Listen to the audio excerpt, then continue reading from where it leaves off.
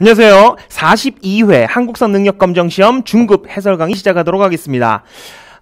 노량진에서 한국사 강의 누가 제일 많이 했나요? 바로 제가 많이 했었죠. 2013년도 임용고사에서 필수로 들어가면서부터 계속해서 매 회차 업데이트를 하고 있기 때문에 믿고 따라오시면 됩니다. 기출문제 같이 보시고요. 앞으로 어떻게 학습을 해야 되는지까지 아울러서 살펴보도록 하겠습니다. 오늘 강의를 듣는 것만으로도 점수가 굉장히 올라갈 수 있는 그런 강의로 구성을 했습니다. 같이 학습할 내용 있으니까요. 모르는 분들은 체크해놨다가 개별학습 다시 하시면 기출문제 보는 것만으로도 다음 회차 대비가 어느 정도 된다라고 말씀드릴 수 있습니다. 자, 문제 분포 간단하게 살펴볼게요. 사실상 이거 시기를 구분하는 게 의미가 없긴 합니다. 왜냐? 우리가 검정시험 특성상 골고루 문제가 나오거든요. 그래서 어떤 시기를 포기하고 갈 수는 없어요. 자, 봅시다. 먼저 선사, 고대, 중세, 근세, 전근대사에서 60%가 나오는 것은 조금씩 차이가 있긴 하지만 회차별로 동일합니다. 60%, 6대4 비율로 근대사가 40% 이렇게 출제가 되고 있죠. 조선시대가 가장 많이 출제가 됩니다. 그렇다고 해서 조선만 하고 앞에 건 버린다. 이런 자세는 불합격의 지름길이겠죠? 자, 그 다음 시기별로 보셨을 때 근대, 강점기, 현대, 근대사가 원래는 가장 많이 나왔었는데 이 강점기가 굉장히 많이 나왔어요. 이번 회차에. 그게 좀 특징적이긴 하지만 아까 했던 말씀과 마찬가지로 버릴 수는 없습니다. 자, 6대4 비율 기억만 하시고 정치, 경제, 사회, 문화, 인물 이 비율도요. 정치사를 중심으로 하되 다른 영역도 골고루 출제되었었다. 자, 정치사 중심으로 해서 확장해 나가시면 되겠죠. 정치사가 중심이에요. 어쩔 수 없습니다. 그걸 바탕으로 했을 때 다른 영역까지 문제를 해결할 수 있더라. 정치사를 중심으로 해서 다른 영역까지 확장해 나간다. 그래서 선택과 집중은 없습니다. 선택과 집중은 없어요. 전 시기를 골고루 볼 텐데요. 빼는 주제들이 있어요. 그건 같이 따라오시면 됩니다. 빼는 주제들이 있고요. 정치사 중심으로 확장을 해나갈 거고요. 난이도가 조금씩 다릅니다. 41회차 보셨던 분들은 운이 좀 없어요. 그래서 42회차를 제가 노리라고 말씀을 많이 드리는데요. 왜? 41회차가 어려웠다? 그러면 난이도 조절이 조금 됩니다. 42회차, 요번엔 어느 정도 평이한 수준이었다. 물론 난이도가 높은 문제도 들어가 있었습니다. 그렇지만 당락의 70점이라는 이 당락, 합격의 당락을 좌지우지할 정도의 문제가 그렇게 많지는 않았더라. 그래서 이 시험 난이도 편차가 있기 때문에 한 85점 정도 수준에 맞춰서 공부를 하시는 게 여러분들 시간을 잘 아낄 수 있는 그런 학습 방법이라고 할 수 있습니다. 그래서 반복 주제들을 살펴볼 필요가 있습니다. 그걸 위해서 중요한 것이 바로 기출문제를 잘 보셔야 다음 회차를 대비할 수 있습니다. 기출문제에서 나왔던 이번 회차의 5개 보기 중에 정답이 하나다. 나머지 4개의 보기가 다음 회차의 정답으로 등장을 하는 그런 시험이 되겠습니다. 자, 그래서 기출문제는 사료 분석해서 시기를 파악하는 것이 가장 중요하고요. 그 다음 보기 분석을 통해서 5개 지문 중에서 4개를 알면 합격하는 그런 시험이 되겠죠? 그래서 버릴 것들이 조금 있어요. 그럼 여러분들 제일 신나하는 거잖아요. 이건 안 보셔도 됩니다. 그래도 문제 푸는 데는 별다른 문제가 없더라. 자, 그럼 출제 가능 내용까지도 아울러서 학습을 해 주셔야 되겠죠? 바로 1번부터 들어가 보도록 하겠습니다. 이번 강의에서는 앞쪽에서 간단한 시험 분석을 잠깐 해봤는데요. 중요한 건 단기간에 그리고 중요한 것들만 뽑아서 학습을 해야 된다는 거고요. 버릴 수 있는 부분은 없더라. 주제들은 조금 버리더라. 시기는 다 가져갑니다. 그래서 이번 시간에는 전근대사 60%라 그랬었죠? 50문제 가운데서 30문제 해설을 먼저 시작해 보도록 하겠습니다. 자, 선사시대. 그리고 또 하나의 팁을 하나 드릴게요. 검정시험은요. 1번 선사시대부터 50번 현대사까지 순서대로 나옵니다. 조금 섞여있는 순서가 있긴 한데요. 대개가 선사시대, 고대, 중세, 근세, 그 다음 근대, 강점기, 현대사까지. 그래서 보통 마지막 문제가 현대사 중에서도 정치, 경제, 통일, 이 통일 방안으로 마무리 짓는 경우가 그냥 일반적인 형태예요. 그래서 내가 시기를 파악하지 못하겠다 하는 문제는 앞에 문제하고 뒤에 문제를 한번 살펴보세요. 그럼 그 사이 시기가 이 문제의 시기구나를 파악할 수 있습니다. 팁! 먼저 가시대의 사회 모습 한번 살펴보도록 하죠. 가볍게 푸는 거예요. 가볍게. 그런데 여기서부터 풀리면 시험 망합니다. 1번은 무조건 맞추고 들어가는 문제.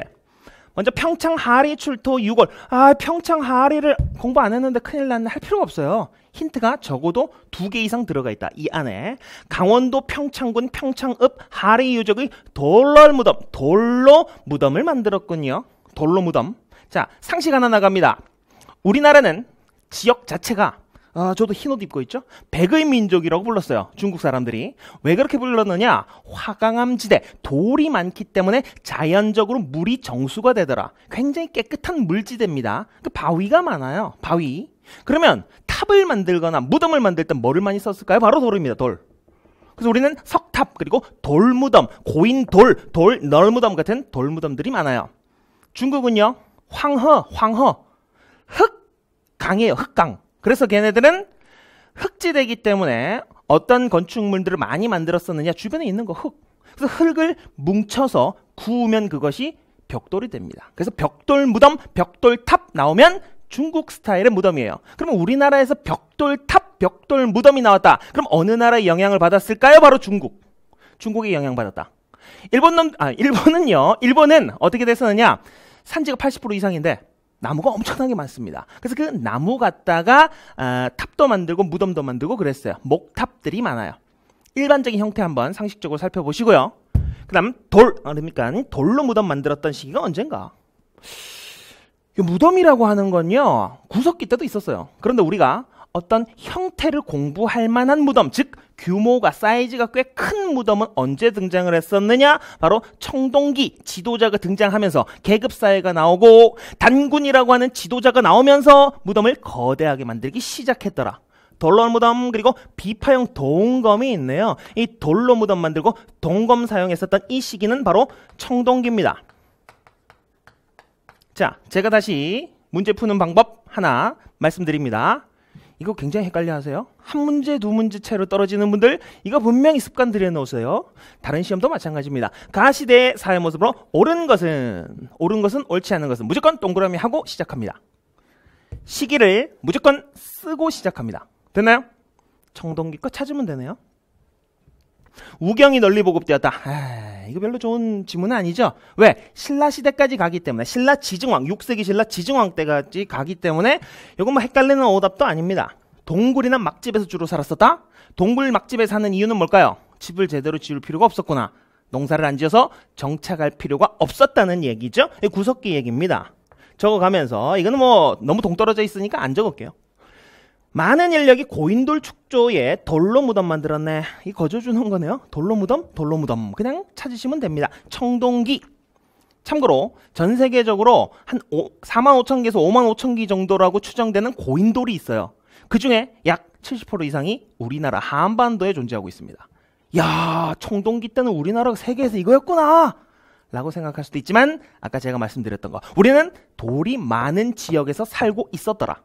이런 문화권이 우리나라, 그리고 몽골, 이쪽 계통으로 만주 지역으로 이렇게 이어져 내려오는 돌 무덤 문화군입니다. 우리가.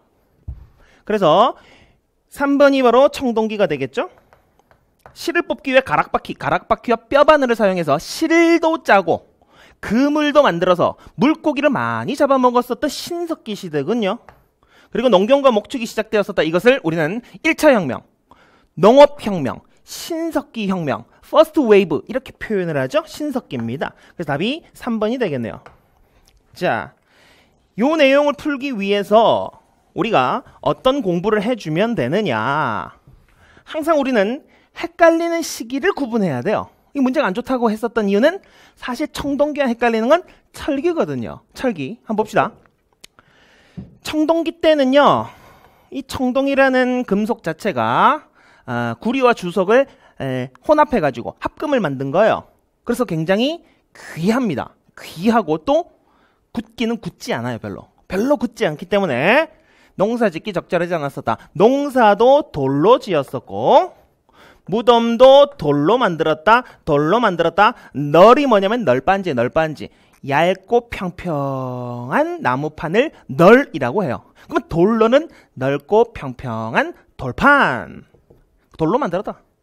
철기 때는요, 무덤 뭐로 만들었냐? 다양한 재질로 만들었었다. 나무로도 만들었고요. 무덤, 널빤지. 이건 장독 두 개 연결해 놓은 형태. 다양한 형태 하면 철기, 돌 하면 청동기 되겠네요. 다른 내용들도 이론 학습하실 때는 보셔야 되겠죠? 2번. 가에서는 매년 10월 하늘에 제사를 지내면서 밤낮으로 술 마시고 노래하며 춤추는 무천. 술 마시고 노래하고 춤추는 하늘에 대해서 제사 지내면서 춤을 췄다. 그래서 무천, 하늘에 대해서 무용을 했다. 이 무천이 열렸습니다. 무천은 어느 나라의 풍습이었었나요? 요걸 학습을 미리 하셨어야 되겠죠? 여러 나라의 풍습들을 학습을 하셔야 됩니다. 그렇다면 우리가 이 동해에 무천이라는 풍습이 있었다는 것을 알 수 있어요. 학습을 하셔야 되는데 이 학습 팁을 좀 드리도록 하겠습니다. 자, 한반도가 이렇게 있으면 어느 나라가 제일 위에 있었나요? 위치 파악해 볼까요? 부여. 그리고 그 아래에 가장 강력한 고구려가 존재했었고요. 함흥평야 일대에 있었던 이 옥저라는 나라가 있었군요. 야, 풍족해. 살기 좋아요. 평야지대입니다. 해안가라서 해산물도 풍부하고요. 그럼 강원도 지역으로 내려오면 동해들에요. 동해가 있었습니다. 그럼 밑에 마한, 진안, 변안의 3한이 존재했었죠. 마한, 진안, 변안이 합쳐서 3한을 이루고 있었더라. 자, 여기서 한번 생각을 해봅시다. 여기 싸움 제일 잘하는 나라 어디? 바로 고구려입니다. 그러면 고구려 밑에 있었던 옥저 애들이 야, 나는 옥저다. 해산물과 오곡이 풍부하구나 했는데 고구려가 내려와서 엄청난 간섭을 해요. 응? 동해는 야, 나도 강원도 아주 풍족한 지역에서 태어났구나 했는데 야, 너도 일로 와. 그래서 이들 둘은 왕을 선출할 수조차 없었던 국가예요. 왜? 고구려의 간섭 때문에. 됐나요? 그러면 둘 중에 누가 더 많은 간섭을 받았을까요? 상식적으로 생각해 보세요. 바로 밑에 붙어 있는 옥저입니다. 옥저는 간섭 2번. 그래서 이 모든 나라들이 하늘에다가 제사를 지낼 수가 있어요. 근데 제사를 지내는데 단 한 국가는 제사조차 지낼 수가 없습니다. 제사 지내려고 상을 떡하니 봐놓으면 고구려들이 내려와서 맛있게 잡수고 가신다. 그래서 옥저는 유일하게 제천 행사를 지낼 수도 없었어요. 그러면 동해는 무슨 생각을 했겠어요? 와, 난 제천 행사는 지낼 수 있다. 옥저보다는 낫다 처지가 하면서 제천 행사 지낼 때마다 술 먹고 춤추고 노래하고 난리가 났던 거예요. 그것이 바로 하늘에다가 무용, 춤을 췄다라고 하는 무천이라는 제천 행사입니다. 지리적 위치로서 파악을 하시면 좋을 것 같고요. 다른 것도 한번 제천 행사만 한번 학습해 볼까요? 부여 제천 행사는 그냥 이렇게 보시면 됩니다. 부영고, 영고.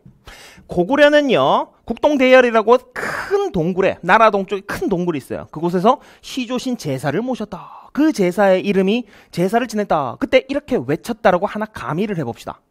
고구려 시조가 누굽니까? 고구려 세운 동명왕.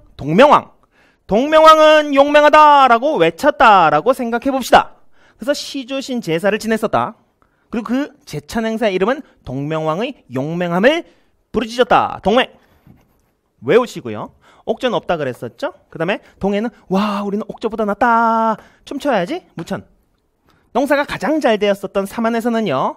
단오의 기원이 되는 수린날과 그 다음에 추석의 기원이 되는 계절제 두 차례에 걸쳐서 농사의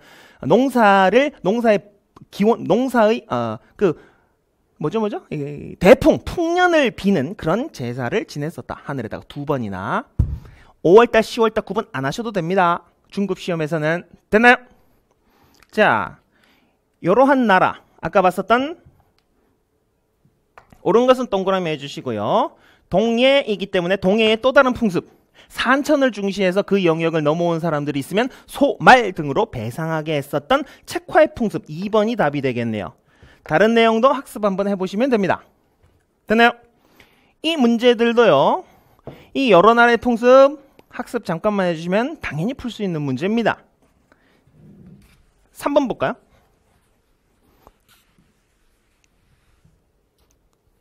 저 덩이새들은 덩이새. 일단 기본적으로 철이 풍부했었던 나라는 철하면 두 나라 딱 떠올려 주시면 돼요. 삼한 중에서 하나였었던 변한. 그리고 변한이 나중에 발전했었던 가야, 이 가야에 대한 설명으로 옳은 것을 찾으라는 거네요. 김수로왕이라는 왕도 나왔었고 여기 철도 있었고 덩이쇠, 철, 가야입니다. 맞아. 덩이쇠를 화폐처럼 사용했고 교류도 했었대. 가야의 풍습을 묻는 거네요. 가야의 풍습보다는 이제 정치적인 변화까지도 물어보는 것 같아요. 가야에 대한 설명이다. 이 덩이쇠가 이거거든요. 덩이쇠. 이 덩어리 쇠를 화폐처럼 사용했었던 나라가 바로 변한입니다. 그리고 가야고요. 자, 가야의 역사 보시면은 이 문제를 풀기 위해서는 요걸 아셔야 돼요. 전기 가야, 원래 가야가 6개의 가야 연맹으로 이루어져 있어요. 그 연맹 왕국이었었던 가야 왕국의 초창기 대표적인 국가가 어디였었느냐? 금관가예요. 이게 바로 김수로왕이 세웠었던 이 문제에서 물어보는 나라입니다. 이게 언제 멸망했었느냐? 바로 신라 버풍왕에 의해서 멸망했었다. 그 다음에 후기 가야는 대가야가 주도를 했었는데 이 대가야는 진흥왕에 의해서 멸망했었더라. 요거는 아울러서 6세기 신라의 발전 과정을 보셨다면 풀 수 있는 그런 문제가 되겠네요. 버풍왕 때, 진흥왕 때. 공통적인 이름이 흥이라는 건요. 흥하다. 그래서 흥왕사나 뭐 흥국사나 이런 왕이 흥한다, 나라가 흥한다 이런 것들을 기원하는 절들도 많거든요. 그래서 흥자가 들어가면 이게 불교식 왕명이에요. 신라의 불교가 전파됐다는 것은 강력한 왕권을 뒷받침하는 사상적인 바탕이 이제 마련되었었다라는 것을 이야기합니다. 그래서 신라의 왕권 강화 하면 흥 버풍왕, 흥 진흥왕을 떠올려 주시고요. 이 두 시기 때 가야가 멸망했더라. 그래서 답이 여기서는 버풍왕 때 신라에 복속되었다라는 1번이 답이 되겠습니다. 나머지 내용 한번 살펴볼까요?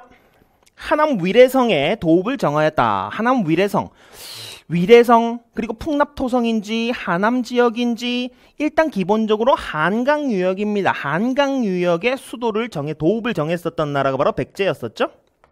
그다음에 지방행정구역으로 구주, 오소경. 자, 숫자를 한번 떠올려 보세요. 고구려, 백제, 신라 3국을 통일한 나라가 어디입니까? 통일신라죠. 그래서 통일신라에서는 3이라는 숫자를 굉장히 중시합니다. 그래서 통일신라 때 여러분들이 중국 과정에서 공부하는 범위의 통일신라 탑은 다 3층 탑 아니면 층수를 안 세리거나 3층 탑. 왜요? 고구려, 백제, 신라 3국 통일의 그 뜻을 모아서 탑을 지어놨거든요. 지방행정구역도 마찬가지입니다. 옛 고구려 지역에다가 3개, 백제 지역에다가 3개, 신라 지역에다가 3개, 합이 3 곱하기 3이요. 구주 9개의 지방행정을 만들었었다. 이것이 바로 통일신라입니다. 그리고 수도가 어디에 있어요? 이 경주에 치우쳐 있죠. 그래서 다른 지역에다가 지금으로 따지면은 광역시를 여기다가 만들어 놨었다. 오소경. 통일신라의 이야기고요. 태학을 설립하여 유학교육을 실시했었다. 태학은요. 여기 뒤에 문제에서 또 교육기관 관련된 문제가 하나 나왔었거든요. 태학은 대학교죠. 클태자 써가지고. 요거는 고구려에 있었던 중앙교육기관입니다. 고구려. 그리고 밑에 있는 내용은 박석김 3개의 성씨가 번갈아 가면서 왕위를 차지하다가 김씨가 왕위를 독점 세습했었던 신라에 대한 설명이군요. 답은 1번입니다.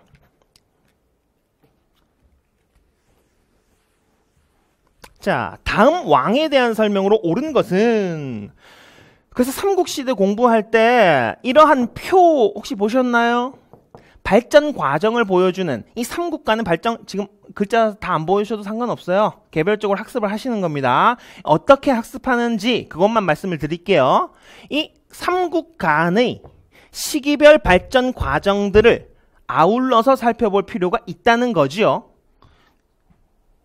그래서 이러한 성장 그래프를 통해서 학습을 하는 것도 굉장히 효과적입니다. 나중에 개별적 학습할 때 한번 해보세요. 그래서 백제가 전성기가 가장 빨랐었다. 그 다음 고구려, 그 다음 신라 이런 순서대로 전성기로까지 나아가는 백제 전성기, 고구려 전성기, 신라 전성기 이걸 먼저 학습을 하시고요.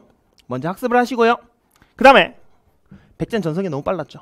그래서 나중에 제2의 전성기를 꿈꾸는 왕들이 등장을 해요. 그 도약을 하고자 했었던 왕들이 어떤 정책을 추진했었는지를 보는 거예요. 그 첫 번째 도약이 바로 무령왕. 무령왕은 어떻게 도약을 하려고 했었느냐? 중국과 교류를 통해서. 중국 세력을 끌어들이고 그 다음에 지방에다가 22담로라는 새로운 행정체제를 구축하여 그곳에다가 왕족들을 파견하고 다시 왕권 강화를 깨했었다. 자, 두 가지.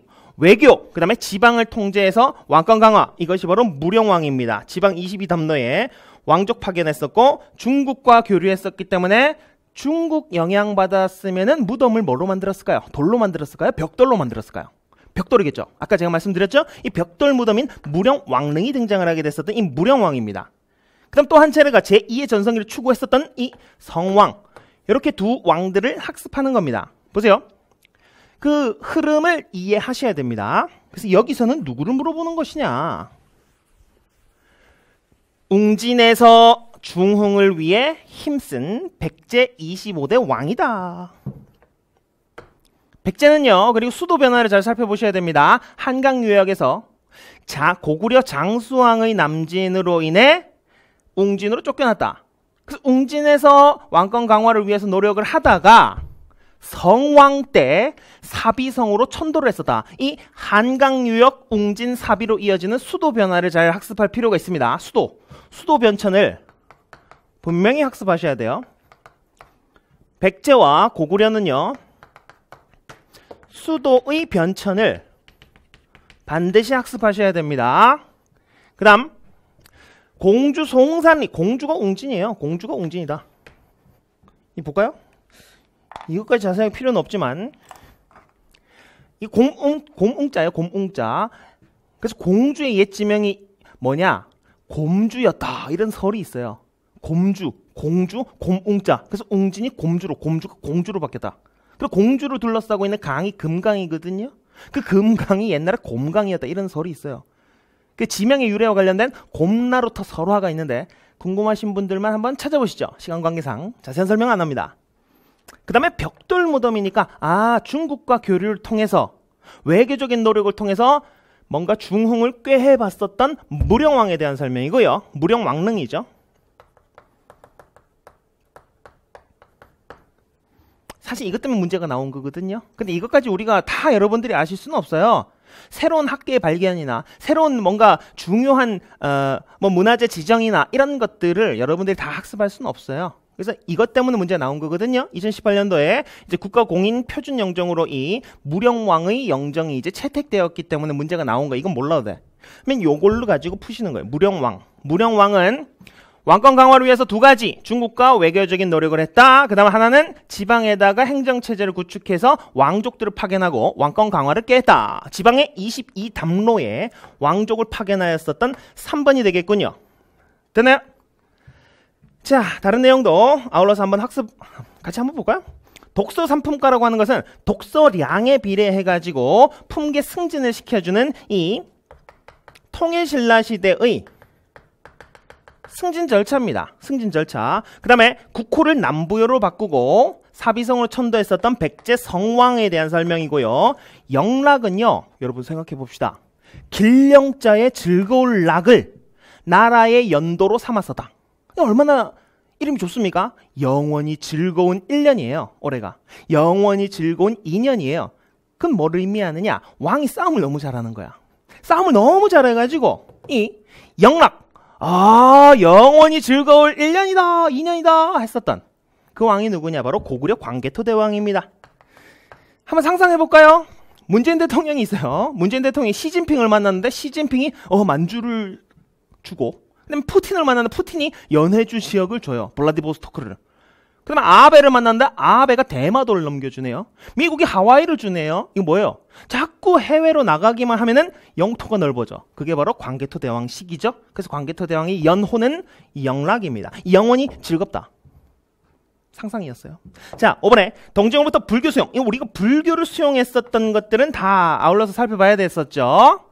자, 삼국시대의 불교 수용 한번 볼까요? 요거 일단 백제 침류왕 때 이야기인데, 침류왕 때 불교 수용했었던 내용이 여기에 답으로 등장하지는 않았어요. 지금까지 답으로 등장했었던 것들은 뭐냐?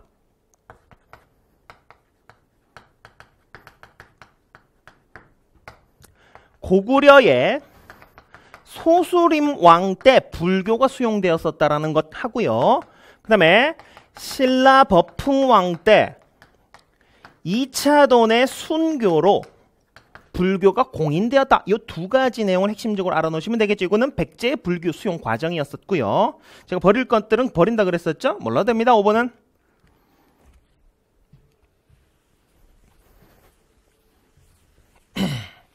자, 밑줄 근 문화유산 한번 봅시다.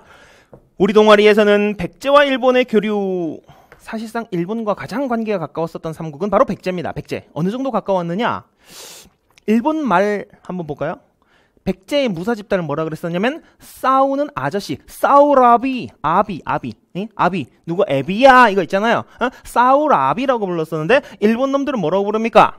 사무라이라고 부르죠. 싸우라비, 사무라이. 이것뿐만 아니에요. 이름들도 백제 사람 중에서 일본에다가 처음으로 한자를 가르쳐준 사람이 누구냐? 바로 아지끼입니다. 아지끼. 백제 사람들 이름이 일본말 같아요가 아니죠. 사실은 문화의 흐름상 일본말이 백제계의 영향을 많이 받았다라는 거죠. 아지끼상, 복신도침 이런 흑치상지 이러한 이름들 보면은 이 백제와 일본의 교류를 우리는 알 수 있습니다. 알 수 있어요. 자, 문화유산 한번 보겠습니다. 그래서 백제와 일본의 교류를 볼 수 있는 문화유산, 일단 백제 거 찾아야 되겠죠. 교류고 자시고 백제 거 찾으면 돼요. 백제 거는 바로 칠지도입니다. 칠지도. 가지가 7개 달린 칼. 백제 전성기였었던 근초고왕 때 일본 외왕에게 하사했었던 가지가 7개 달린 칠지도를 하사했었다. 요것이 백제 거죠. 백제 거 하나밖에 없네요. 1번이 답이고요. 그리고 참고로 무령왕릉의 사비에서 부여 능산리고분 그 주차장에서 뭐가 발견됐었냐면은 금동대향로가 발견됐었거든요. 그 금동대향로를 일본에서 우리 좀 대여해서 전시 좀 하면 안 됩니까? 라고 요청하기도 했었고, 일본 왕실에서 우리나라 방문했을 때 무령왕릉에 가서 참배를 했었던 사실도 있을 정도로 백제계와 일본은 밀접한 교류를 하고 있었습니다. 칠지도. 호우면 그릇은요. 호우면 그릇. 여기 광개토대왕이 신라의 왜군이 쳐들어와요. 근데 신라 혼자는 막을 수 없었기 때문에 광개토대왕한테 구원을 요청합니다. 그때 구원을 해줬었던 그런 기록들. 그래서 호우명이 뭐냐? 좋아요. 광개토대왕 좋아요. 광개토지 호태왕. 광개토대왕 좋아요가 신라에서 발견된 그릇 바닥에서 발견되었었다. 되나요? 그래서 이거는 광개토대왕의 원정을 알 수 있게 해주는 유물이다. 성덕대왕 신종 광에밀레. 이 에밀레종이었었죠? 신라시대에 성덕왕 때 있었던 에밀레종. 고구려 문화재가 우리나라에 많이 남아있을까요? 별로 없죠. 그래서 남한에서 출토된 유일한 고구려 불상이 바로 이 금동연가 7년명 열애입상 요겁니다. 뒤에 요게 이제 이런 말 많이 들어봤었죠. 후광이 비친다. 응? 후광이 비친다 할 때 그 후광이나 이런 거 아우라가 느껴진다. 이게 다 불교식 용어거든요. 부처님 뒤에서 느껴지는 거예요. 부처님 뒤에서. 그 부처님 뒤에서 느껴지는 이 아우라, 후광, 광배라고 하는 것까지 이 조각으로 새겨놓은 거. 이 고구려 불상입니다. 천마도는 신라 천마총에서 발견됐었던, 그러면 이것도 알아두셔야 되죠. 천마도가 천마총이라는 무덤에서 나온 그림이다. 그럼 이건 벽화네요 라고 하는 것.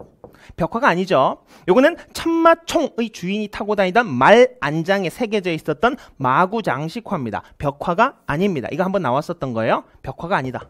신라 거다.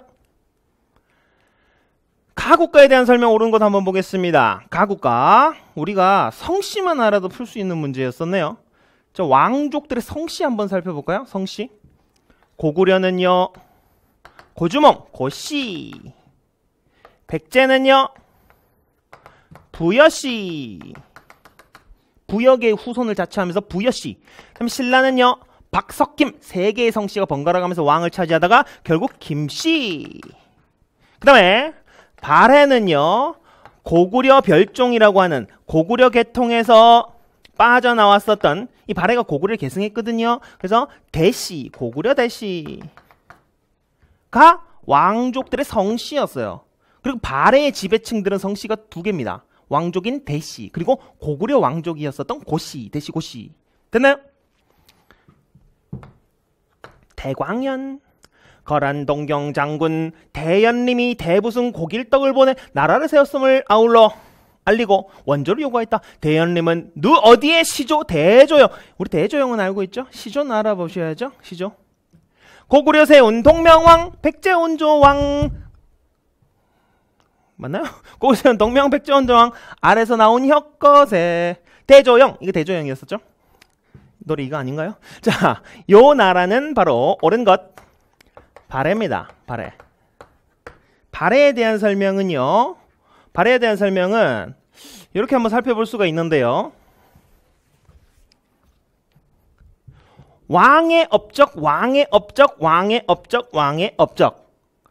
고구려 백제 신라는 이렇게 학습하셨죠? 어떤 왕 때 어떤 일이 있었는지. 근데 발해는 중급 과정에서 발해사는 왕 필요 없이 그냥 발해 이렇게 공부하시면 됩니다. 순서 왕 필요 없어요. 어떤 왕 때 뭐가 있었는지 필요한 게 아니라 이게 발해 얘기구나를 아시면 됩니다. 되나요? 고구려 유민 출신이어서 고구려를 계승했다. 그 다음에 무왕 때인데 무왕 몰라도 돼요. 중국을 선제 공격했었을 때도 있었다. 그런데 결과적으로는 중국 문화를 수용했었더라. 그리고 최전성기 때 해동성국이라고 불렀었다. 중국 동쪽에 해동 지방에 성대한 국가가 있었다. 얼마나 넓어요? 그러니까 지방을 정비해야죠. 근데 그 지방 정비하는 스케일이 발해가 좀 다릅니다. 스케일이 달라요. 우리가 무슨 구주 오소경, 조선 8도 이런 스케일이 아니에요. 5경 15부 62주라고 하는 엄청난 숫자의 지방제도가 정비되었다. 외우려고 하지 마세요. 5, 15, 60 외우려고 하지 마세요. 숫자 엄청난 거. 한 5, 60 나간다 이렇게 생각하시면 발해입니다. 됐나요? 여러분들의 두 가지 무기가 있어요. 첫 번째는 절대평가, 70점이라는 절대평가라는 거고, 두 번째는 객관식이라는 겁니다. 됐나요? 자, 그 다음 멸망은 거란에 의해서 멸망당했었다. 거란의 침입으로. 그래서 요거 숫자 하나하나 꼼꼼하게 외우려고 하지 마세요. 숫자 엄청나다. 50개 넘어간다. 이러면 발해다.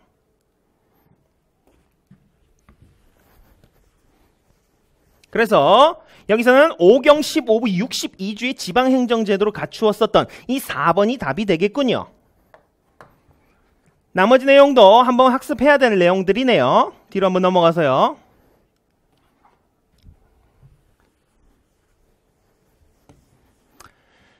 자, 기출 이 보기 분석에서는 제가 학습 안 해도 되는 내용들만 좀 빼드리도록 할게요. 다 학습하려면 이게 좀 너무 방대해지기 때문에.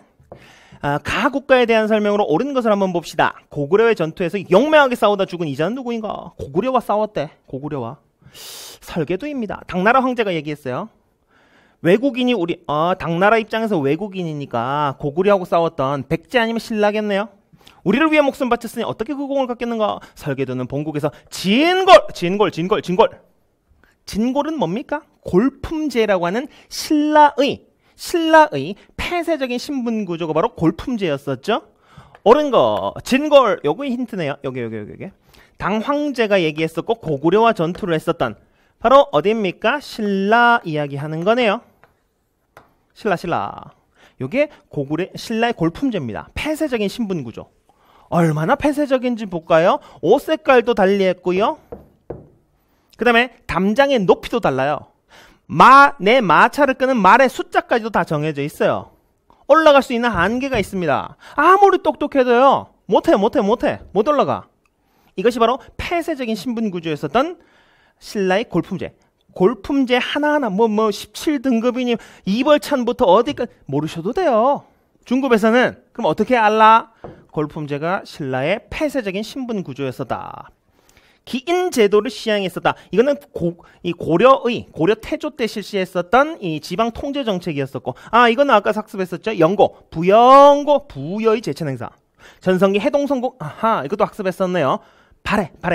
그다음에 정사암, 정치에 대해서 생각하는 바위가 있었다. 그 바위 위에 올라가서 회의를 했었던 백제네요. 백제. 화랑도를 국가적인 조직으로 개편하여 운영하였다. 바로 이 화랑도입니다. 이 화랑도 한번 살펴볼까요? 골품제가 뭐라 그랬어요? 제가 엄청나게 폐쇄적인 신분 구조라 그랬었죠. 귀족과 평민들, 귀족 내에서도 엄청난 이 차이가 있습니다. 그럼 얘네들이 화합하기 힘들겠죠. 그러면 나라의 국력이 굉장히 좀 떨어지는 그런 부작용이 있어요. 그걸 어떤 조직이 그걸 좀 극복해줘, 완화시켜줬었느냐? 바로 이 화랑도입니다. 화랑은요, 귀족 자제와 평민 자제들이 함께 어우러져 가지고 군대를 운영하고 같이 학습도 하면서 군사 훈련도 하는 그런 청년 학습 단체이면서 군사 조직이라고 볼 수 있습니다. 이게 어떻게 됐느냐? 같이 공부하고 평민하고 귀족하고 섞여가지고 같이 막 군사 훈련도 하고 하니까 전우애가 싹 트는 거예요. 응? 그래서 훈련 막 하고 이제 땀 쫙 빼고 나서 같이 샤워하다가 귀족하고 평민하고 샤워하다가 귀족 대표가 이렇게 한마디를 얘기하는 거죠. 쫙 하다가 야 둘이 있을 땐 형이라고 해라. 뭐 이런 식의 완화되는 신분의 그 계층 간의 강력한 그 판이 어느 정도 완화될 수 있었던 것이 바로 화랑도라는 조직이에요. 됐나요? 자, 신라입니다. 신라. 8번. 다음 대화가 있었던 시기를 연표에서 옳게 고른 것을 한번 살펴보도록 합시다. 비록 나라는 망했지만 지금 저희들은 안승을 군주로 받들고 신라를 지키는 울타리가 되어 충성을 다하겠습니다. 신라왕이네요. 신라 문무왕. 문무대왕. 문무대왕이 삼국통일을 이룬 왕이에요. 삼국통일을 이룬 왕. 근데 안승이 여기서 이런 얘기를 하고 있다? 이게 어딘지 봅시다 한번. 삼국통일 과정을 한번 살펴보면 돼요. 순서 쉽습니다. 순서 쉬워요. 자, 나당 동맹이 이루어졌었고요. 누가 먼저 망했다? 백제가 망합니다. 누가 망했다? 고구려가 망합니다. 고구려가 망한다는 것은 삼국통일이 이루어졌다라는 거죠. 그리고 그 삼국통일 과정 속에서 중에서 나당 전쟁도 있었고 삼국통일이 이루어졌었다. 근데 생각해 봅시다. 백제하고 고구려 둘 다 700년 이상 지속된 나라거든요. 근데 700년 이상 지속된 나라가 하루아침에 망해버렸다. 그러면은 그 나라 사람들이 나 이제 신라 사람이다 이렇게 생각했을까요? 아니죠. 백제가 멸망하고 백제 부흥운동이 일어납니다. 고구려가 멸망하고 고구려 부흥운동이 일어납니다. 그 백제 부흥운동을 일으켰었던 사람들의 이름은 흑치상지, 복신도침, 복신과 도침인데 그냥 이렇게 외우세요. 흑치상지, 복신도침, 무조건 복신과 도침 같이 나오거든요. 그래서 네 글자이고 흑치상지, 복신도침, 치치가 이제 백제 부흥운동을 했었던 사람이에요. 이 사람이 어디서 상관없어요. 그리고 일본과 굉장한 밀접한 관계를 가지고 있었죠. 그래서 일본의 지원군도 있었다. 이것이 백제 부흥운동. 순서 봅니다. 나당 동맹, 신라와 당나라의 동맹. 백제가 망했다. 백제 부흥운동. 치치. 그다음 고구려가 망했다. 고구려도 마찬가지로 고구려 부흥운동. 고구려 부흥운동은 일으킨 사람은 기역입니다. 기역. 건모잠 고연무라고 하는 기역이 고구려 부흥운동을 일으켰었더라. 좀 독특한 사람이 있어요. 이 안승이라는 인물을 알아둬야 됩니다. 이거 제가 굉장히 강조를 하는 인물인데 안승. 이 사람은 고구려 귀족인데요. 어디서 고구려를 되살리자 했었냐면은 금마저 지금의 익산 지역에서 전북, 전라북도 익산. 그러니까 전라도 가가지고 고구려를 되살립시다 했던 사람이에요. 근데 어떻게 그런 움직임을 할 수 있었느냐? 그리고 어떻게 나라를 만들고 왕위에 오를 수도 있었느냐? 바로 신라가 후원을 줬기 때문입니다. 왜 신라가 후원을 해줬었느냐? 고구려 멸망시키고 나니까 이 당나라 놈들이 신라까지 잡아먹으려고 하는 거예요. 그래서 신라에서 이 부흥군을 활용해서 당나라하고 싸울 때 써야 되겠다라고 생각을 했던 거죠. 그래서 신라가 나당 전쟁을 앞두고 안승을 후원했었다. 자, 다시 순서 봅니다. 나당 동맹, 백제 멸망, 백제 부흥운동, 고구려 멸망, 고구려 부흥운동, 나당 전쟁, 당나라 몰아내고 삼국 통일을 완성했다. 이렇게 디테일하게 안 나옵니다. 중급 과정에서는. 중급 과정. 시기에서 고르면 안승은 바로 언제입니까? 백제 멸망, 백제 부흥운동, 고구려 멸망, 백강전투. 이게 백제 멸망했었던 그 전투였었고, 황산벌의 계백, 그 백마강 전투에서 황산벌에서 계백 장군이 이제 패배했었고, 이 백강 전투는 일본군이 원정을 왔었던 일본군 원정입니다. 백강 전투. 여기에서 이제 끝나고 나서 신라 삼국 통일이었었죠. 그래서 라를 떠올릴 수 있습니다. 그리고 만약에 이 백강 전투를 잘 모르겠다. 그럼 적어도 신라 삼국 통일 전이라는 건 아셔야 돼요. 요건 알아야 풀 수 있다. 응? 안시성 전투 이후에는 요거는 뭡니까? 이거 당나라 침입을 물리쳤었던 그 전투인데요. 요 전투, 요걸 수나라 침입을 물리쳤었던 살수대첩, 그리고 당나라를 물질렀었던 안시성 전투, 굵직굵직하게. 그렇기 때문에 여기 삼국 통일이 나온다면 그 전에는 백제 멸망, 고구려 멸망이 나와줘야 된다. 그렇게 유추를 하셔도 됩니다. 라를 답으로 찾을 수 있더라. 밑줄 그은 이 탑으로 오른 것을 한번 봅시다. 밑줄 그은 이 탑을 한번 살펴보시면 무구정강 대다란이경, 줄여서 다란이경이라고 했었던 나무로 찍어낸 이 목판 인쇄물 중에서 세계에서 가장 오래된 것이 바로 이거예요. 우리 제일 유명한 절이 어디입니까? 우리나라에서? 어디예요? 불국사죠. 불국사. 이 불국사라는 절이 가보신 분들은 아시겠지만 그렇게 규모가 큰 절은 아니에요. 가장 이름 있는 절이죠. 그리고 이게 쌍탑 가람양식이라 그래서 이 불국사의 대웅전 앞에 보면은 여기 탑이 두 개가 있어요. 그 하나의 탑이 바로 석가탑이고 또 하나의 탑이 다보탑입니다. 탑은요, 부처의 무덤이에요. 부처의 무덤.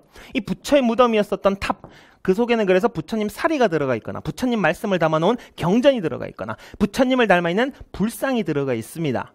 됐나요? 그래서 탑을 보공공사를 하는데 이 석가탑 안에서 뭐가 나올까? 우리나라에서 제일 유명한 절 앞에 있는 제일 유명한 두 개의 탑인데 이 안에 뭐가 있을까 했는데 1차 보공공사 때 나왔었던 것이 바로 무구정강 대다란이경이라는 경전이 나옵니다. 이야, 대단하다. 이게 그리고 세계에서 나무로 찍어낸 것 중에 제일 오래됐다니까요. 2차 보공공사. 뭔가 또 있을까? 했는데 사리함을 열어보니 뭐가 있었습니까? 금동불 입상이 하나, 금동 부처님이 한 분 탁 들어가 계신 거예요. 이 탑에서. 이 얼마나 대박입니까? 이 석가탑. 그리고 참고로 요건 통일신라 때 건축물들이거든요. 제가 통일신라 때 탑은 몇 층짜리라 그랬었죠? 고구려신라 백제의 삼국 통일의 염원을 담아서 3층 탑. 그래서 이게 불국사 3층 탑입니다. 요것이 석가탑이다. 석가탑에 대한 설명이고요. 이 탑은 다보탑 공사할 때 얼마나 또 이 지진만 오면 다보탑이 걱정이에요. 다보탑 축대가 좀 기울기도 하고 뭐 그렇거든요, 지금. 그래서 이 다보탑 보공공사를 하는데 탁 안에를 까봤더니 사리함이 있어요. 사리함이 있는데 사리함에 봉안지가 있으나 봉안지가 일부 뜯겨 있더라. 이거 독을 당했나 아니면 뜯겼나 어떻게 됐나 뚜껑을 열어봤더니 아무것도 없더라. 뭐 독을 당했을 수도 있고요. 아니면 뭐 이런 걸 수도 있죠. 열어보았는가? 네 마음을 비우는 것이 최고의 보물이니라. 빌공짜 뭐 이럴 수도 있죠. 어쨌건 여기서는 없습니다. 다란이경과 금동불 입상이 나왔었던 석가탑, 다보탑은 층수를 세리지 않는 탑입니다. 이 두 개가 같이 나왔으면 좀 헷갈릴 수도 있었는데 아주 친절하게도 이 불국사 3층 석탑, 석가탑 하나만 여기 제시를 해놨었죠. 그래서 답은 3번 불국사 3층 석탑, 석가탑입니다. 여기서 나왔던 거고요. 우리가 탑들에서 문화재들 중에서 알아둬야 될 지식 정도만 한번 살펴봅시다.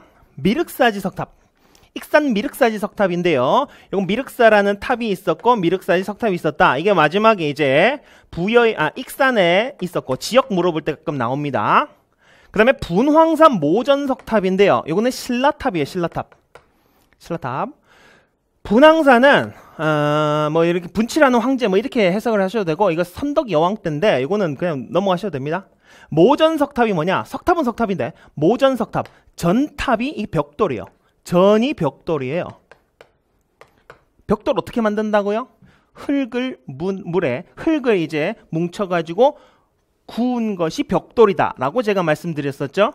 근데 우리나라는 흙보다 돌이 많잖아요. 그래서 굳이 그 돌을 깎아서 벽돌 모양으로 만들었어요. 그러니까 방법 차원에서 오리지널 벽돌은 아니죠. 그래서 모조 벽돌이다. 모전 석탑이다. 여기 신라 때 거예요. 그냥 신라 때 거다. 불국사 3층 석탑, 이 불국사 안에 있었던 다란이경 그리고 금동불 입상이 하나 등장을 했었더라. 정림사지 5층 석탑, 백제 탑들 중에서 가장 유명한 게 뭐냐? 바로 요놈이 아니죠. 요 탑입니다. 요것도 이제 부여에 위치하고 있고요. 사비성, 마지막 수도였었던 사비성에 위치하고 있고 목탑 양식을 띠고 있습니다.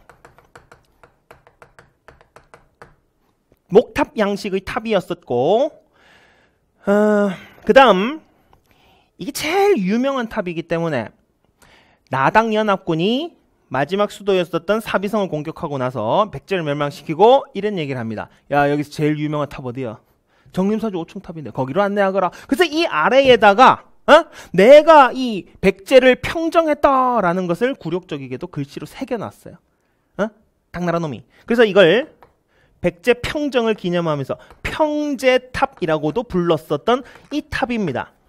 정림사지 5층 석탑. 요거는 백제탑 중에서 가장 중요하기 때문에 잘 알아놓으셔야 됩니다. 월정사 팔각구층 석탑은요, 이거는 고구려 탑이었었고요. 음양 오행의 이치까지 제가 알려드릴 줄이야. 음입니다. 양이고요. 숫자로 따지면 음을 상징하는 것은 짝수입니다. 양을 상징하는 것은 홀수예요. 양의 기운은 하늘로 솟구친다. 음의 기운은 땅바닥 차가운. 이러한 음양의 조화를 건축할 때도 우리는 넣어 놓습니다. 그래서 항상 하늘로 솟구치는 층수는 항상 홀수예요. 홀수. 그래서 여러분 짝수탑 보셨어요? 고려 후기 이전까지는 짝수탑 찾기 힘듭니다. 없어요. 땅바닥에 붙어 있는 거, 이건 몇 각형이냐, 오각형 잘 없습니다. 사각형, 팔각형 이렇게 돼 있어요. 이건 짝수예요, 짝수.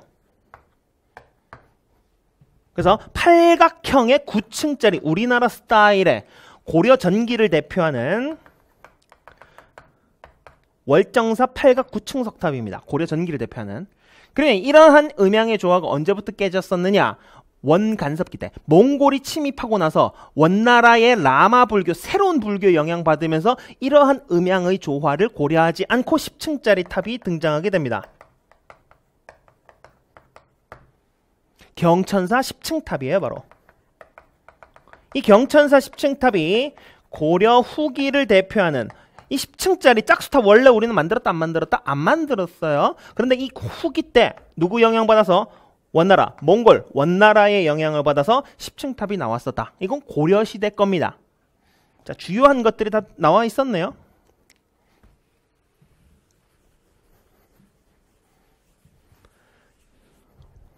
가기구에 대한 설명으로 옳은 것을 한번 봅시다. 고려시대의 대간에 대해서 말해볼까요? 자, 요거 조금 까다로운 문제였어요. 원래 이 내용까지는 중급에서 물어보지 않았었는데 요번에 물어봤었던 겁니다. 고려시대 대간이 뭔지 한번 살펴봅시다. 어디의 관원과 중서문화성의 낭사와 함께 대간이라 불렀었다. 서건의 간쟁 봉박 서경의 권한을 가지고 있었다. 이게 뭐냐? 아니 되옵니다. 왕의 명령조차도 이제 뒤집을 수 있는, 왕권을 견제하는, 그리고 신하들의 비위까지도 관리를 하는, 그러니까 견제와 비판을 담당하는 그런 역할, 그런 기구였어요. 이게 조금 어려운 내용이었었는데, 중서문화성은 제일 중요한 신하들, 제신과 그 다음에 낭사라고 하는 왕권을 견제하는 기구로 구성이 되어 있었습니다. 그리고 어사대는 여러분 알다시피 암행어사 출도요. 암행어사 출두. 암행어사는 몰래 가가지고 나쁜 짓 하는 관리들 잡는 거. 이 어사대는 그냥 가가지고 감찰반이에요. 관리의 비리를 감찰하는. 그러니까 뭐예요? 낭사는 국왕을 견제 비판하고 어사대는 관리를 견제 비판한다. 그러면 견제 비판을 담당하는 이들이, 지금은 견제와 비판을 누가 담당합니까? 바로 언론기관이 그 견제와 비판 역할을 담당하죠. 언론기관. 이들도 언관이라고 불렀어요. 언론기관. 그래서 언론기관을 대간, 대성, 성대라고 불렀었던 겁니다. 그래서 여기서 물어보는 거 좀 꽈놨어요. 중서문화성의 낭사와 어디 관원? 어사대 관원을 합쳐서 서경 권한을 갖는 이 대간이라고 불렀다라는 건데요. 이 어사대는 관리들, 어사출도요 했었던 관리 부정과 비리를 감찰하는 그런 기구가 됐었네요. 됐습니까? 고려는 끊임없는 외부의 침입을 받았었던 그런 나라입니다. 그래서 국방과 군사 문제를 처리하는 기구들이 굉장히 많아요. 대표적으로 도병마사가 그러했고요. 그리고 군사 기밀은 또 중추원이라는 곳에서, 추밀이라는 곳에서 담당을 했었고, 병부라는 곳도 있었고요. 고려의 중앙 통치 체제가 좀 복잡해요. 그래서 이 고려의 통치 체제는 이거 자체로 너무 집중하시면은 헷갈릴 수가 있으니까 조선시대 통치체제를 공부하시면서 조선시대와 차이가 무엇이냐를 중심으로 공부하시면 돼요. 요건 조금 어려운 문제였어요. 2번이 답이었습니다. 그다음 국정을 총괄하고 정책을 결정했었던 중서문화성입니다. 군사 기밀과 추밀, 왕명의 출납, 승선, 요거 중추원이라는 기구였었고요. 회계 업무를 담당했었던 3사라는 기구가 있었습니다. 자세하게 설명 안 할게요. 자, 고려의 통치체제였었다. 요번 회차만 고려의 통치체제 복잡하게 나왔었어요.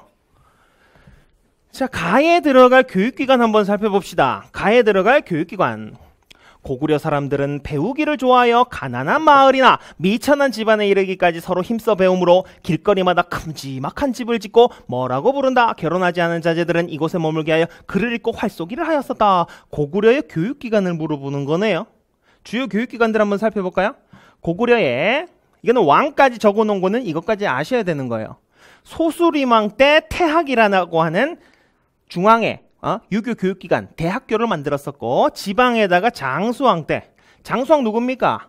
장수왕 남진정책 펼쳤었던, 한강을 장악했었던 그런 왕 아닙니까? 그 왕 때 어떻게 한강 장악할 수 있었지? 경당이라고 하는 학교에서 인재들이 많이 쏟아져 나왔었더라. 태학, 경당. 통일신라 때는 국학이라는 신문왕 때 있었고요.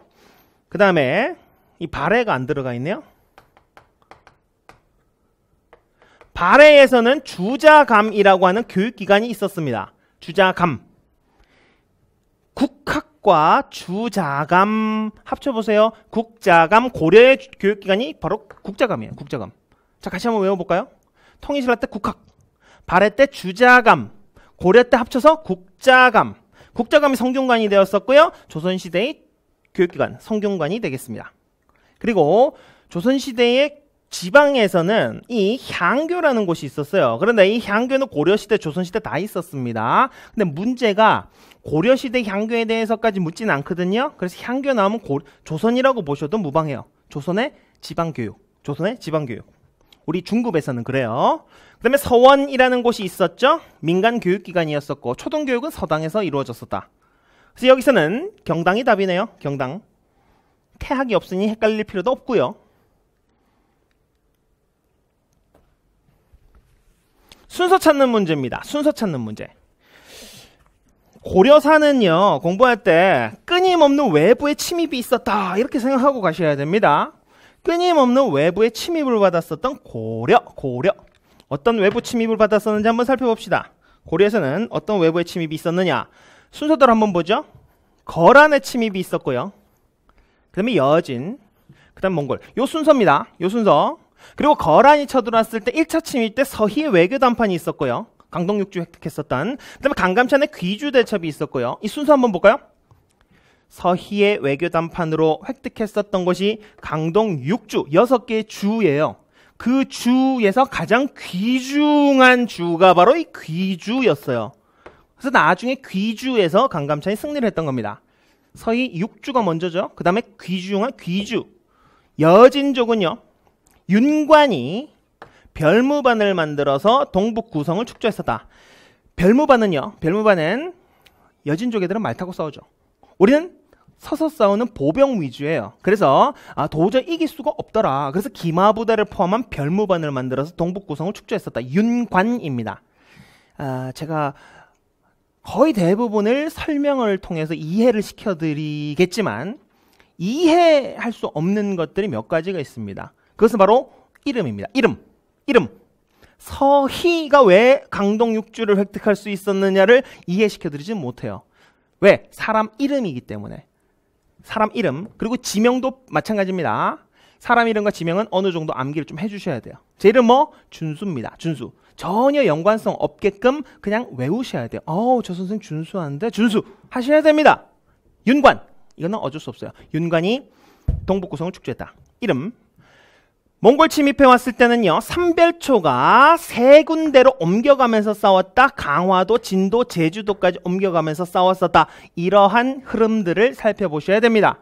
그리고 고려 망하기 전에 홍건적과 왜구까지 쳐들어와서 이놈들을 막기 위해서 등장했었던 사람들이 바로 최영과 이성계 같은 신흥무인 세력이었었죠.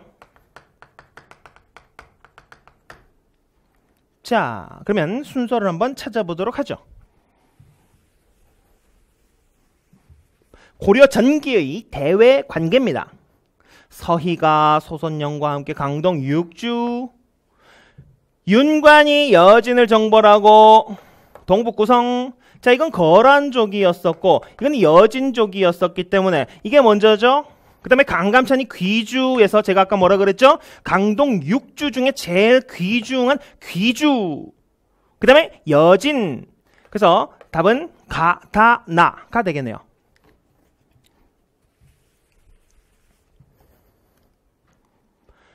밑줄근 정책으로 옳은 것 한번 봅시다. 문헌공도를 비롯한 사학은 알죠? 사학 12도. 교육받은 학생들이 과거에서 좋은 성적을 거두어 관학이 위축되었다. 이에 정부에서는 관학을 진흥하기 위한 정책을 마련하였었다. 관학 진흥책으로 옳은 것 한번 살펴보도록 합시다. 이게 뭔 말이냐? 지금 사교육 때문에 힘드셨던 분, 그리고 지금도 힘드신 분, 그런 분들은 누구를 한번 원망할 필요가 있었느냐? 바로 이 해동공자 최충. 이 양반의 최충은 아니죠. 해동공자라고 불렸었던 최충이라는 인물이 과거 합격자들을 뽑던 사람 출신입니다. 지공거라고 하는 관리 출신이에요. 자, 이 사람이 이제 퇴직을 하고 나서 학원을 하나 차립니다. 문헌공도라는 학원을 차려요. 여기서 9과목, 과거 시험에 나오는 과목 쪽집게 강의 9과목 한다. 이 구제학당을 만들기 시작한 겁니다. 9과목을 가르쳤어요. 과거만 봤다 그러면은 이 문헌공도 출신이 장원급제를 하더라. 그래서 사람들 여기 막 몰려갔었죠. 이게 대박이 난 거야. 이게 메가스터디가 된 거야. 이게 손준이야 이게 지금. 에? 그러니까 야, 이거 대박 났네. 그래서 뭐가 생겨나는 거야? 이투수가 생겨나고 뭐 대성 마이맥이 생겨나고 뭐 그런 거예요 지금. 그래서 12개의 사립학원들이 난립을 하게 되었었다. 이게 사학 12도거든요.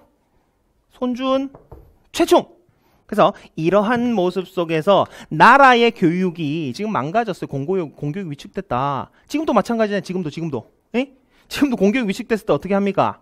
EBS 강화한다. 에? 교과서 연계율 높이겠다. 뭐 이런 거 하잖아요. 그것이 이겁니다. 사학이 융성하자.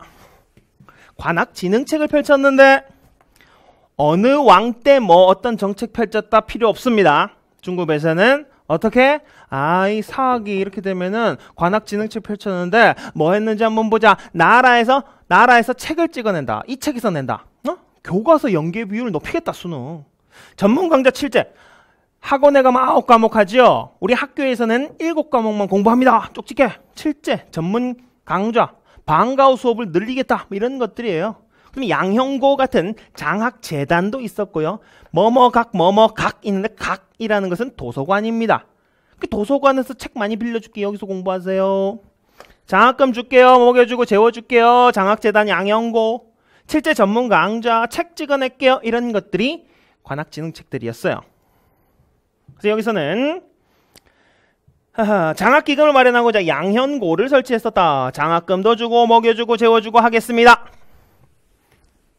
이것도 공부 좀 디테일하게 안 하셨으면 틀릴 문제였었죠. 3점짜리였었고요. 그 다음에 교사의 질문에 대한 학생의 답변으로 옳은 것을 한번 살펴봅시다. 이것은 이승휴가 저술한 역사서. 이승휴.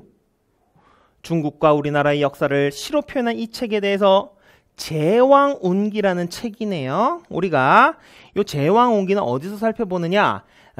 단군신화, 고조선 역사할 때 단군신화를 다룬 책들이 여러 가지가 있는데 그 중에서 우리 시험과 관련되어 있는 책은 딱 2개. 삼국유사와 제왕운기 요거를 살펴봤었고요. 그 다음에 고려 시대에 몽골 침입 이후에 만들어졌었던 자주적인 역사책으로서 이걸 살펴볼 겁니다. 볼까요? 역사책 참 힘듭니다. 공부하시기에 힘들어요. 그래서 기본적으로는 삼국사기와 사마천의 사기의 형태, 기전체를 본땄었던 김부식의 삼국사기를 학습하시고, 그 그 다음에 승려 1년이 지었었던 삼국유사를 학습하시고 요거 두 개를 비교하는 것이 첫 번째입니다. 삼국사기와 삼국유사. 유교 중심, 불교 중심. 정치사 중심, 인물 중심. 요거는 불교 관련된 비하인드 스토리 중심. 2차 돈의 목을 잘랐더니 우유빛 피가 솟구치고 이런 것들 중심이에요. 자, 그리고 두 번째 학습. 고려 후기 이후에는 우리가 침략을 많이 당했었어요. 그러다 보니까 자주성이 위축됐었다. 그래서 우리는 잘 나갔었어. 옛날 얼마나 우리 잘 나갔었는지 몰래?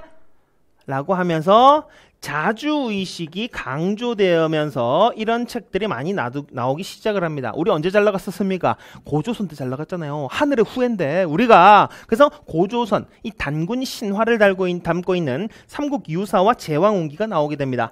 유사라는 이름 자체가 기한 이야기를 모아놨다라는 의미를 가지고 있습니다.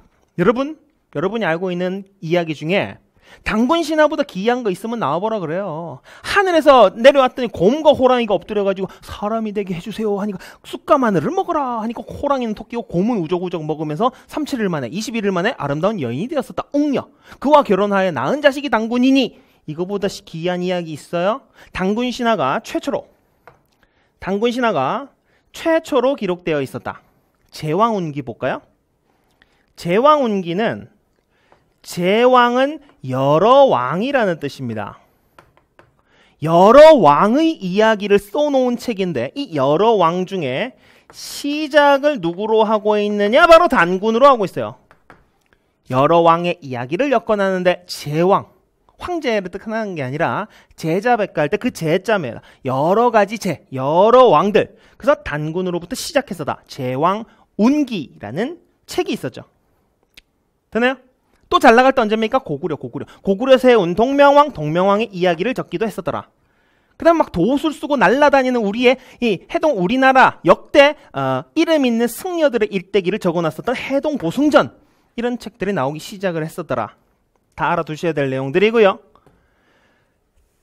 자, 제왕운기는 두 가지 알아두시면 됩니다. 먼저 자주성, 여러 왕들을 적어놨는데 단군 신화가 들어가 있었다라는 점. 그 다음에 기는 여기 이제 이야기책입니다. 시로 표현했었던 책이에요. 시. 됐고요. 나머지 내용들도 한번 쭉 살펴봐야 될 내용들이네요. 자, 사초와 시정기를 바탕으로 편찬되었었다. 사초 나오면 요거는 조선왕조 실록을 떠올려 주시면 됩니다. 실록. 유네스코 기록유산에 등재가 되어 있기도 한. 그 다음에 남북국 시대. 남쪽에는 김씨가 세운 신라, 북쪽에는 대씨가 세운 발해가 있다라는 남북국이라는 아주 대등한 인식을 보여줬던 조선 후기 유득공의 발해고라는 책입니다. 단군의 고조선 건국 이야기는 책 두 개만 살펴보자 그랬죠? 삼국유사와 제왕운기 답이고요. 유교사관에 기초해서 기전체라고 하는 본기와 열전이라고 하는 인물 중심으로 서술을 해놨었던 이 책, 유교사관, 유학자 김부식이 지었었던 삼국사기라는 책이죠. 불교사를 중심으로 제가 이거 두 개를 구분해야 된다 그랬어요. 고대 민간 설화, 기이한 이야기들, 그래서 가장 기이한 단군 신화를 담아놓은 삼국유사, 요거 두 개는 구분해서 학습해 두셔야 됩니다. 됐습니까?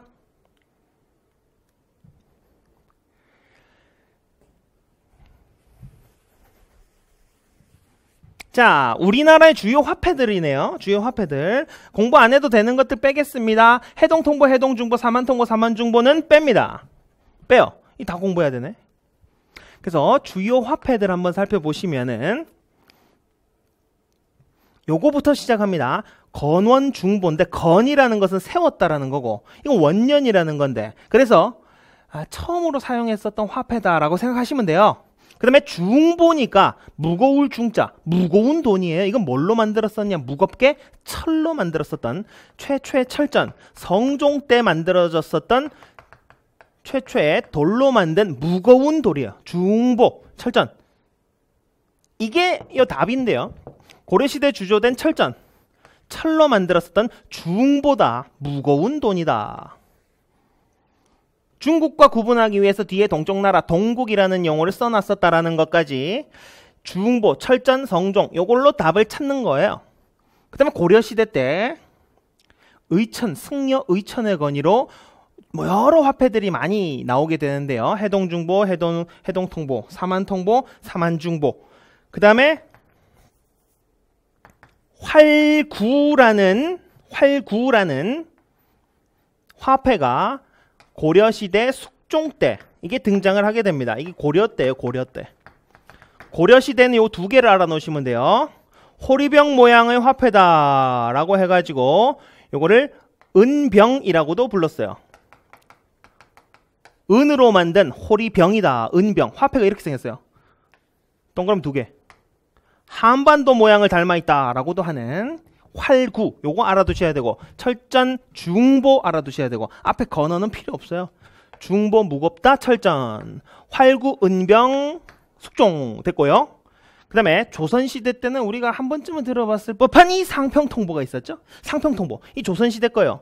요 조선시대 상평통보가 언제 나온지가 중요한 게 아니라 대동법 실시 이후에 숙종 이후에 활발하게 전국적으로 유통되었다. 이게 조선 후기입니다. 조선 후기 숙종 이후에 전국적으로 유통됐었는데요. 그전에는 화폐가 잘 활용되지 않았어요. 전국적으로. 이때부터, 이 조선 후기 때부터 전국적으로 유통되었었던 것이 상평통보. 그리고 고종의 아버지였었던 대원군, 흥선대원군께서 경복궁을 새롭게 짓느라 돈이 부족했습니다. 그래서 상평통보의 100배 가치에 달하는 이 당백전이라는 화폐를 찍어내기도 했었더라. 대원군 때 경복궁 중건하기 위해서 찍어냈었던 거. 그래서 물가가 엄청나게 뛰었어요. 이게 좀 잘못된 정책이었어요. 이 당백전이라는 거 여기까지 알아두시면 됩니다. 이 동백화든 우리 시험에서는 거의 나오지는 않는데요. 요거는 일제강점기 들어가기 전에 우리 식민지 지배를 하기 위해서는 우리나라 사람들의 돈을 좀 가치를 떨어뜨릴 필요가 있었어요. 그래서 우리나라에서 원래 쓰고 있었던 이 백동화라는 화폐가 있었는데 이 백동화를 이제부터 무효로 한다라고 했었던 화폐 정리 사업이라는 것이 있었습니다. 이건 근대사에서 조금 심한 내용이긴 한데 근대사에서 학습을 할 수 있습니다. 자, 그래서 전근대사에서는 딱 4개. 성종 때 중보, 철전, 고려 때 활구, 은병, 그 다음에 조선 후기 숙종 이후에 전국적으로 유통되었었다. 상평통보. 그 다음에 당백전은 경복궁 중건하기 위해서 100배 가치, 흥선대원군 이렇게 알아두시면 됩니다. 이건 근대사에 가서 잠깐 언급을 할 거예요. 자, 16번 보겠습니다.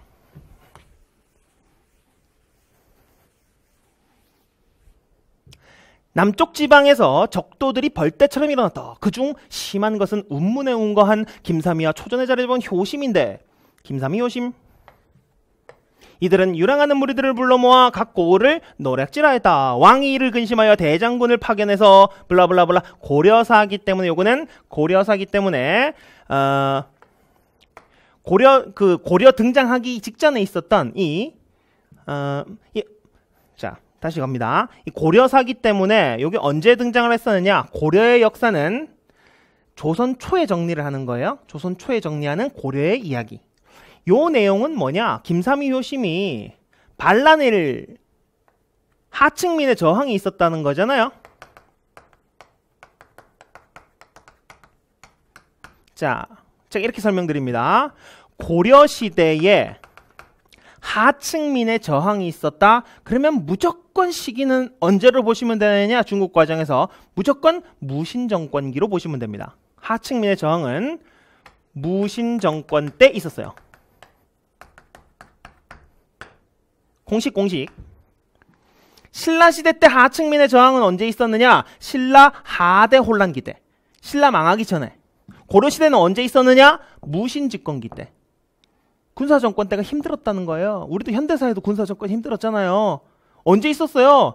4.19 그리고 5.18 6월 민주항쟁 언제 있었습니까? 이승만 정부가 이 군사 정권은 아니지만 5.18 6월 민주항쟁 언제 있었어요? 전두환 군사 독재 시기에 있었죠? 마찬가지죠. 하층민의 저항은 무신 정권기에 있었다. 됐나요? 자, 그래서 이 왕의 재위 기간 한번 살펴볼 텐데요. 이 명종 때인데 명종이랑 왕은 모르셔도 됩니다. 그리고 무신 정권을 찾으면 원래 문제가 풀려야 되거든요. 근데 이게 조금 까다로웠어요. 뭐가 까다로웠는지 한번 봅시다. 최승로가 지방에 파견했었던 거, 이거는 고려 초 얘기죠. 이성계가 황산에서 외국 격퇴했었던 것은 마지막에 신흥 무인 세력 등장했을 때니까 당연히 아니고요. 이자겸이 있을 때는 문벌 귀족 사회였기 때문에 또 아니고요. 요 4번, 5번이 고려시대 이 무신 정권기입니다. 근데 그 중에서도 요 이야기는 최충원이 봉사 10조의 개혁안을 제시했었던 5번이 답인데요. 뭐가 먼저입니까? 최충헌이 최씨 무신 정권을 세웠었던 것이 먼저고, 김윤후가 처인성에서 몽골군 쳐들어왔던 것은 최충헌의 아들이었었던 최우가 강화도로 천도했었죠. 그 최우가 집권하고 있을 때 몽골군이 쳐들어왔었어요. 요 두 개 다가 사실은 무신 정권이라서 여기 조금 어려운 문제였어요. 그럼 어떻게 이 문제를 찾느냐? 김삼이 효심의 나는요, 경상도 일대에서 이의민과 내통했다라는 그런 내용이 들어가 있습니다. 이의민과 내통했다. 이의민은 누구 전에 있었던 무신 지도자입니까? 최충원 전에 있었던 천민 출신 집권자가 바로 이의민이었었죠. 그래서 김삼이 효심의 난이 있었다 그런 것은 이의민과 내통했구나. 그래서 이의민 다음 지도자였었던 최충원이 등장하여 봉사 10조라는 개혁안을 내놓았다. 여기까지 알아야지 명확한 답을 알 수 있었던 그런 문제였습니다. 그래서 4번, 5번 좀 헷갈릴 수 있었어요. 그렇지만 명확한 것은 최충원이다. 됐습니까? 그래서 이런 디테일한 문제들이 몇 개 있었는데요. 그거 다 틀려도 90점이에요. 걱정하지 마세요. 그래서 이 중급시험 대비하는 자세에서 가장 중요한 것이 뭐냐? 핵심 내용을 명확하게 한다. 이게 제일 중요합니다. 그걸 통해서 문제를 푸시는 겁니다. 17번. 이 그림은 삼별초의 전투 장면을 상상하여 그린 것이다. 삼별초. 삼별초는 언제 저항했었던 인물 부대인가요? 몽골과 저항했었다. 몽골. 제가 이렇게 설명합니다. 세 군데 옮겨가면서 싸웠다. 그래서 강화도에서 싸우다가 진도로 옮기고 제주도로 옮겼다. 여몽연합군에 의해 진압이 되었대요. 그럼 우리는 뭐가 된 거예요? 원나라의 간섭을 받게 되었었다. 몽골이 만든 것이 원나라죠. 원나라의 간섭을 받게 되었었다. 그 시기의 이야기를 묻는 거겠죠. 자, 원간섭기의 내정간섭 내용 한번 살펴볼까요? 원간섭기에 나라 왕의 이름에 충자가 들어가 있네요. 이 시상에나. 그 다음에 원나라 공주와 혼인도 했었고, 관제도 격화됐었고, 영호도 떨어졌었고, 이 쌍성총관부라고 하는 지역까지도 우리가 빼앗기게 되었었고요. 정동행성, 정복하러 동쪽으로 가기 위해 만든 기구 정동행성을 설치했었더라. 정동행성. 일본 원정기구였었는데요. 하필이면 그때가 태풍일 때예요. 그래서 일본에 들어가지 못하고 이게 다 패퇴하게 됩니다. 여몽연합군이. 그런데 이 정동행성은 사라지지 않고 계속 있으면서 고려를 간섭했었다. 이런 내용들입니다. 그리고 많은 공여들을 뺏겼었고, 매를 갖다가 바치기도 했었고, 몽골의 풍습이 우리나라에 유행하기도 했었다. 이것이 삼별초 저항이 실패하고 난 후에 원간섭기의 상황이었었죠. 그리고 그걸 개혁했었던 인물이 바로 공민왕이고요. 됐나요? 교재 질문에 대한 학생의 답변. 그러면 이것은 이 정동행성 설치된 것을 찾으실 수 있겠습니다. 나머지 내용은 이 원간섭기하고는 관련 없는 내용들이었었군요. 자, 18번. 다음 인물에 대한 설명으로 옳은 것을 한번 보겠습니다. 3번. 정도전이라는 인물인데요. 정도전 할 때 우리는 뭘 떠올려야 됩니까? 신진 4대부 중에서도 급진개혁 세력, 급진개혁파. 그 다음에 고려, 불교나라 고려에서 유교나라 조선으로 넘어갔었기 때문에 불교 비판서적인 불시잡변을 세웠었다. 그리고 정도전은 조선의 설계자로서 조선 운영을 할 수 있는, 조선이라는 나라를 처음 경영하는 경국전, 조선 경국전이라는 법전을 만들기도 했었고요. 근데 너무 급격하게, 이 조선의 설계자예요. 설계를 다 해놨었는데 너무 신하들의 권한을 높이는 방편으로 이제 개혁을 추진해 나갔었다. 그래서 훗날 3대 태종이 되었었던 이방원에 의해서 죽음을 맞이했었던 인물, 바로 정도전입니다. 정도전. 그래서 여기 내용을 살펴보시면 조선경국전 저설에 썼던 2번을 살펴볼 수 있겠군요. 보겠습니다. 여기서 좀 헷갈릴 수 있는 인물은 이 소격서 폐지를 주장했었던 이 사람은 조광조라는 인물입니다. 조광조. 조선 후기 정약용, 조광조, 그 다음에 안향이라는 인물. 고려 성리학을 처음으로 소개한 사람이 누군지 안향. 계유정난을 통해서 권력 장악했었던 세조. 이런 인물들 찾아볼 수 있겠네요. 기본 내용이군요. 이 내용은 다음 퀴즈의 정답으로 옳은 것을 한번 보겠습니다. 제시된 단계별 힌트를 종합하여 알 수 있는 기구는 무엇일까요? 옥당, 옥서라는 병칭이 있었다. 모르셔도 되고요. 대제학, 부제학 등의 관직을 두었었다. 몰라도 풀 수 있고요. 왕의 자문에 응하고 경연에 참여했었다. 자문은 뭐예요? 왕이 이때는 어떻게 해야 된단 말인가 하면은 아래옵기 황송하오나 이렇게 해보는 것이 어떨런지요 하는 것이 자문이에요. 그리고 왕과 신하들 간의 학술 토론 대회가 경연이었었죠. 이게 조선시대 내용이군요. 조선시대 내용, 왕을 자문했었던, 일단 왕한테 자문을 해주려면 학술을 연구해야 되겠죠. 뭔가 연구기관이에요. 학술 기관이었었던 홍문관입니다.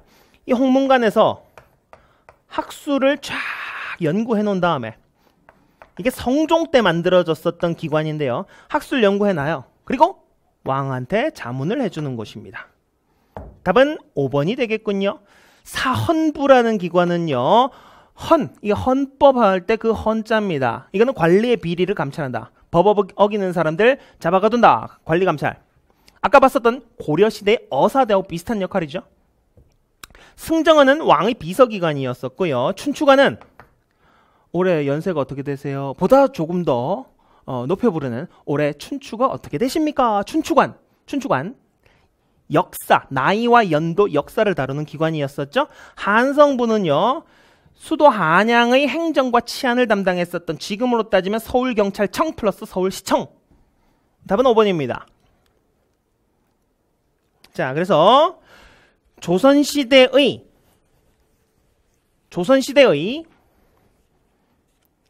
중앙통치체제를 공부할 때 고려시대의 통치체제와 비교해서 학습하시는 것이 굉장히 효과적입니다. 구분하시면서. 그래서 이렇게 공부를 하시는 거예요. 조선시대에 승정원이 있었다. 이게 왕의 비서기관이었었는데 고려시대에는 뭐였었느냐? 승선이라는 왕의 비서기관이 있었더라. 조선시대에 사헌부라고 하는 관리의 비리를 감찰하는 기관이 있었는데 이건 어디와 비견되느냐? 어사대, 고려시대 어사대와 비교되더라. 그 다음 3사라고 하는 이게 언론기관이에요. 언관은 어디였어요? 고려시대 때 대간이라고 불렸었던 어사대와 낭사구나. 이런 것들 보시면 됩니다. 그 다음에 3사가 나왔으니까 고려에도 3사가 있었죠? 고려의 3사는 뭐 하는 역할이었어요? 단순 회계기구였었다. 돈을 관리하는 기구, 재정관리기구. 그래서 이렇게 제가 얘기를 합니다. 조선시대 3사는 하나, 둘, 셋, 3개의 기관이 모였던 언론기관. 고려시대 3사는 3, 4, 5, 6, 7, 8, 9, 10 이 숫자 다루는 회계기관. 이렇게 공부를 합시다. 20번. 가에 대해 알려줄래? 가가 뭡니까? 경국대전을 완성했어. 자, 고려와 조선 공통적으로 있는 왕들이 있어요. 그 중에서 성종이라는 왕이 있습니다. 성종. 근데 성자는 유교 질서를 완성했었던 사람한테 붙여주거든요. 그래서 고려시대 때 성종도 최승로가 시무 28조를 건의했었던 그 왕 아닙니까? 불교 좀 억제하고 유교로 통치합시다 했었던 최승로, 승종, 성종. 조선시대에도 경국대전이라는 성리학적 통치 규범을 완성한 사람이었기 때문에 성종이에요. 성종. 조선 성종을 이야기합니다. 조선 성종. 마찬가지로 조선 성종. 자, 성종에 대한 얘기는 이 관수관급제네요. 관수관급제. 한번 볼까요?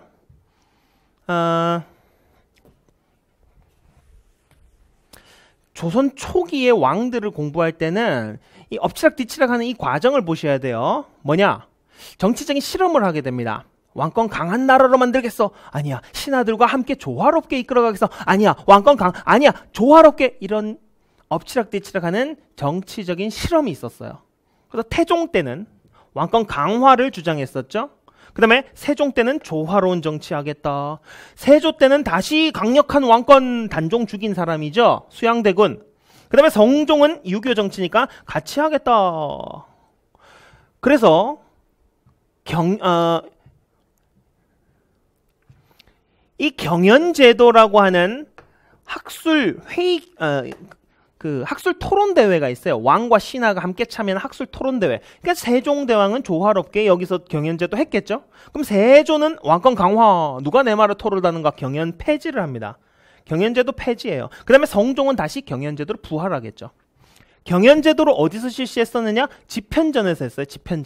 집현전에서 회의를 한다고요. 그러면 세조는요, 집현전을 없애버렸어요.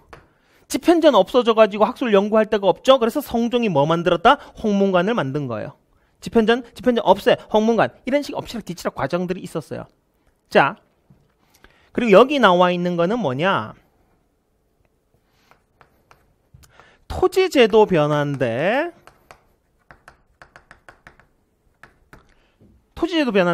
기본적으로 과전법이라는 체제가 있었습니다. 과전법은 전 현직 관리에게 모두 지급을 하는 거예요. 토지에 대한 권리. 그냥 월급 줬다 생각하시면 전 현직, 퇴직을 해도 먹고 살 수 있는 방법을 줬었던 것이 과전법이다. 그러니까 세조가 나 왕권 강화할 거야, 내 말만 따라라 하니까 신하들이 자꾸 퇴직을 하더라. 지들 집 가버려요. 아, 저 여기서 정치 못합니다. 그래서 세조가 생각했죠. 이 새끼들 왜 자꾸 퇴직을 하지, 뭐 먹고 살라고 했더니 전현직 관료들. 그러니까 퇴직해도 먹고 살 수 있는 거예요. 이거는 과전법은. 그러니까 세조 때 야씨, 이 전현직 관료한테 모두 줬더니 내 말도 안 듣고 토지도 부족해지더라. 그래서 현직에 직접 일하는 사람들만 세금을 걷어가라 라고 하는 현직 관리만 대상으로 하는 직전법이 생겨난 거예요. 직전법. 그러니까 세조 밑에서도 그냥 퇴직 못하고 계속 일하는 겁니다. 그럼 어떻게 됩니까? 제 임기가, 동적구청장인데 제 임기가 올해까지예요. 근데 내년부터는 퇴직금도 없대요. 연금도 없대요. 그럼 어떻게 하겠어요, 그 사람들이? 임기에 있을 때 바짝 끌어당기겠죠. 현직에 있을 때 백성들 엄청 수탈합니다. 그러니까 성종이 야, 너네 세금 걷어가지 마. 니네가 거두니까 이 짓을 하지. 국가가 수금을 해서 국가가 지급을 하겠다. 관수관급제를 실시하게 됐어요. 성종 때. 요 관수관급제 실시했었던 성종이 여기에 답이네요. 관수관급제.